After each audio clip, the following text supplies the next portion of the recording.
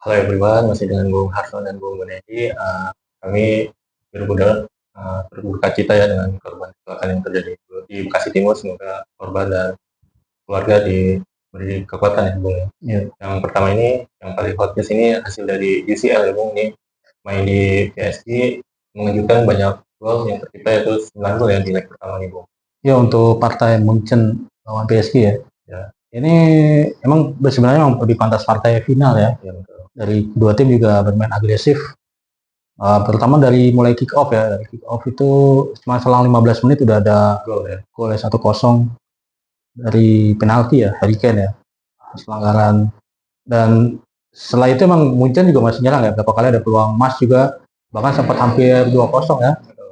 Kemudian malah diserikan Kvaratskhelia kalau salah. Ya. Kvaratskhelia, kemudian Dembele. Nah, udah 2-1 juga ini dapat penalti ya. Penalti. Luis Diaz ya kalau nggak salah. Ya, Luis Diaz. Ya sebenarnya dari pertandingan itu kelihatan sih apa ya, kedua tim mengofensif ya. Dan yang kelemahannya kalau saya lihat di Munchen sih, terutama di kiper ya. Neuer itu praktis kurang save-nya sih. Ya kalau dibandingkan dengan kipernya PSG ya, jadi banyak penyelamatannya kiper PSG ini mencegah golnya. Olise berapa kali itu ngacak-ngacak ya dari kanan ya kan. Dan ada juga momen disapu ya, jadi di garis itu hampir gol itu ya. Betul. Jadi kalau saya lihat Neuer itu emang jadi titik lemah sih. Ya titik lemah di Munchen kan, semuanya itu kalau Munchen kita lihat udah keren lah dari depan, tengah, belakang ya kan. Dan emang harus regenerasi nih, udah mendesak sih kalau saya lihat. Nggak bisa lagi mengandalkan Neuer. Neuer tuh sudah kiper kedua, ketiga sih kalau mau dipertahankan. Apalagi anaknya udah pensiun sih. Ya, atau enggak 40 tahun. Ya udah untuk level Champions League itu kan mungkin Liga mungkin oke lah. Tapi kalau udah level Champion tetap ya fisik nggak bohong sih. Karena kan tensinya tinggi ya, tensi tinggi, fisikal banget kan. Refleks segala macam. Dan itu kan nguras energi banget tuh. Ya ini anomali juga ya, di semifinal tersaji match kayak intensitas tinggi, banyak serangan. Iya. Karena emang dua tim ini tipenya emang nyerang. Kalau di PSG kan ada Dembele, Kvaratskhelia, Barcola ya kan. Belum lagi back-back kayak Hakimi, tengahnya juga ada Vitinha ya kan. Joe Neves juga. Iya, Joe Neves. Emang tipe-tipenya offensif sih. Kalau di Munchen ada Musiala ya kan. Terus ada Kimmich juga tuh bisa jembatan serangan sama bertahan. Jadi PSG nggak bisa jauh dari agregat ya, bisa. Iya, cuma 1 gol ini riskan sih. Di leg Munchen ini ya, satu lagi kelemahan Munchen tuh kemarin nggak ada pelatihnya yang mendampingi ya, Kompany. Tapi dengan keterbatasan untuk ngasih instruksi juga bisa hasil 5-4 itu udah sangat maksimal sih. Dan prediksinya gimana nih di laga kedua ini? Kalau saya lihat masih akan banyak gol sih. Minimal 3 gol adalah antara 2-1 ya kan. Mungkin beda-beda 1 gol juga ya. Jadi siapa yang menang leg kedua itu yang lolos sih saya lihat. Dan peluang extra time terbuka sih. Apalagi kalau cuma beda 1 gol ya. Extra time. Jadi kayak mungkin semifinal tahun lalu juga kan extra time kan PSG ya. Extra time. Tapi kalau penalti sih riskan sih. Saya nggak ngelihat penalti. Mungkin saya prediksi nggak ada penalti. Jadi extra time.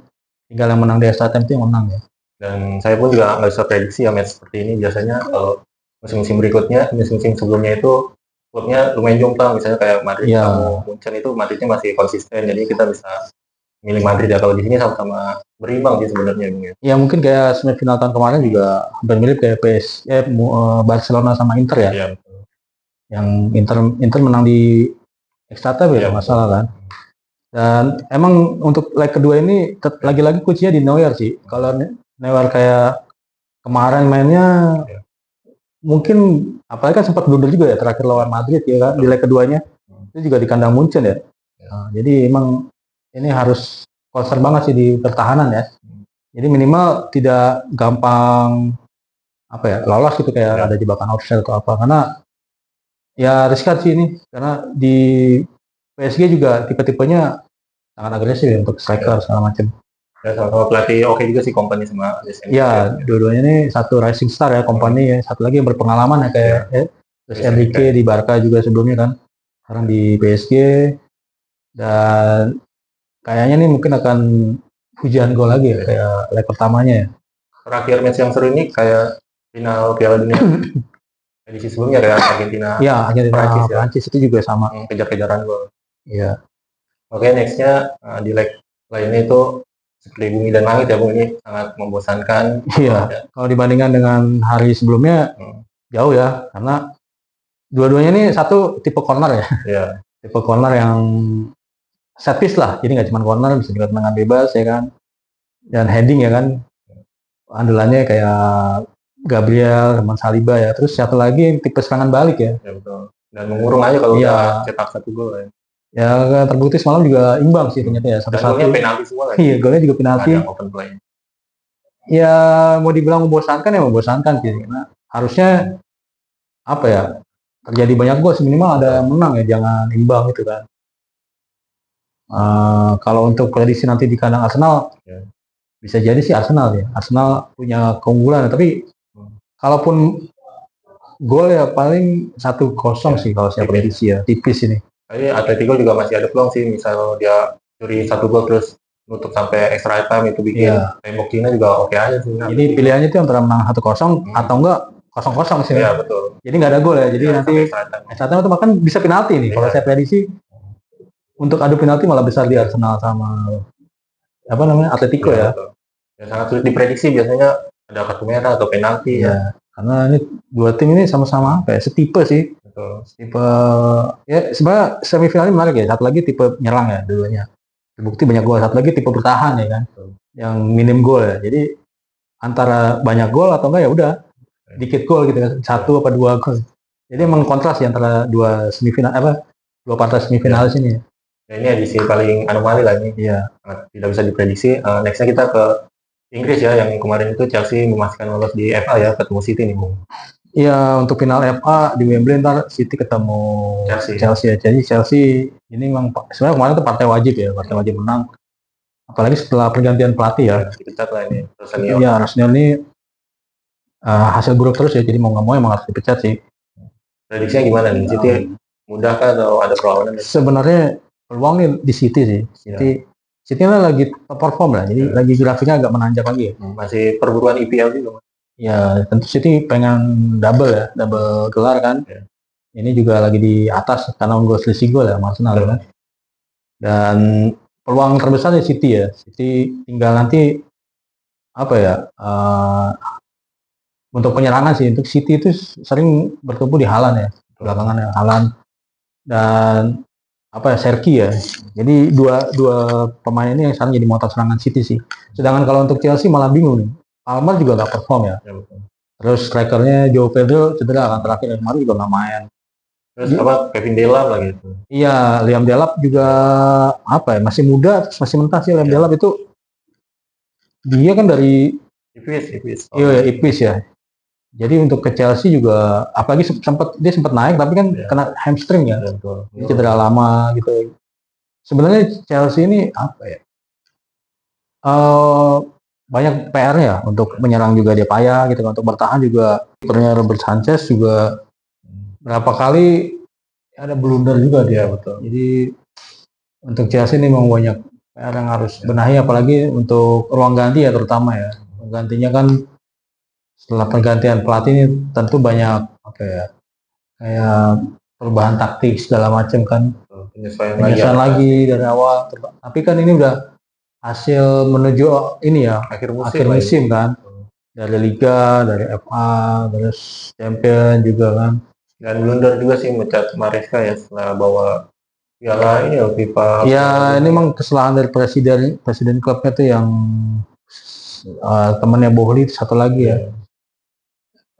Emang harusnya sih tidak dipecat, apalagi dia udah bawa gelar Piala Dunia antar klub, terus ada apa tuh Conference League juga kan.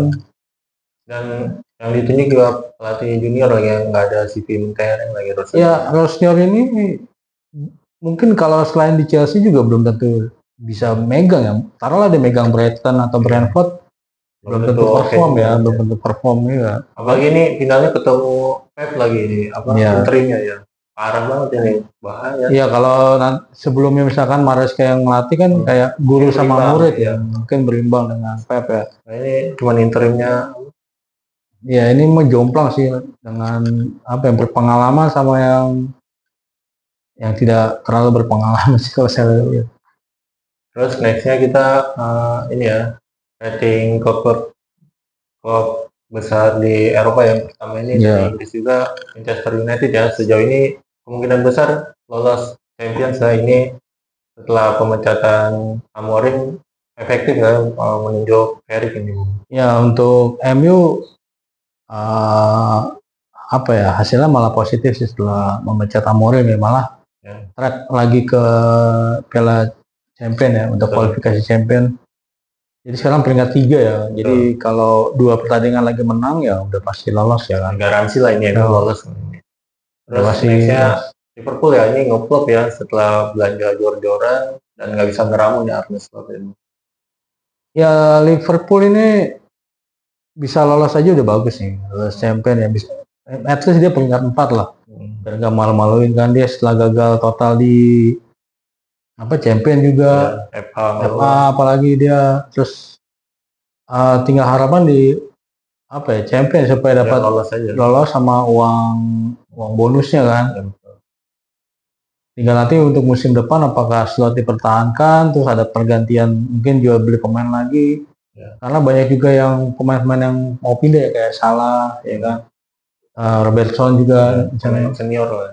Uh, Terus nextnya Arsenal ya ini dia masih belum kalah juga sih semifinal ya. Iya, Arsenal nih peluang di 2 kompetisi ya. Masih Champion sama Liga ya. Meskipun di Liga yang tadinya unggul jauh poin dengan City sekarang sama ya, cuma unggul selisih gol ya.